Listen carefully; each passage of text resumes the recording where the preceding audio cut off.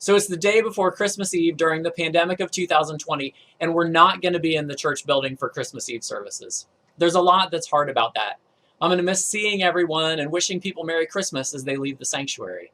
I'll miss the sight and the smell of all those little white candles burning as we sing Silent Night at the end of the service. I'll definitely miss the church bells ringing when the 11 o'clock service is over and it's midnight on Christmas morning. But what I'll miss the most, I think, is singing. Because the soundtrack for this holy season of Advent is amazing.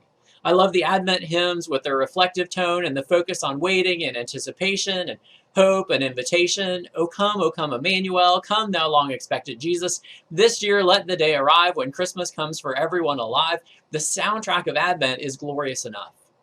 But then we get to Christmas Eve, and we sing Joy to the World and Silent Night and Hark the Herald Angels Sing, and maybe even Good King Wenceslas looked out on the feast of Stephen.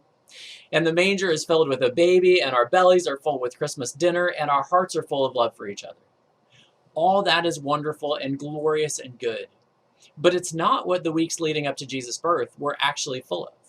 They were full of a scared, pregnant, probably teenage girl, and her confused but determined newlywed husband, and some folks who had gotten some news that they weren't expecting and were still processing. There were no Christmas carols, no Christmas dinner, no pews, no churches filled with candles, no bells ringing. But there was song. When Mary's cousin Elizabeth blessed her and the baby in her belly, Mary started singing. And her song echoed through the hill country of Judea and down through the ages to this Christmas week during the pandemic of 2020. And she sang, "My soul magnifies the Lord, and my spirit rejoices in God my Savior. For God has looked with favor on the lowliness of God's servant. God's mercy is for those who fear God from generation to generation. God has filled the hungry with good things and sent the rich empty away."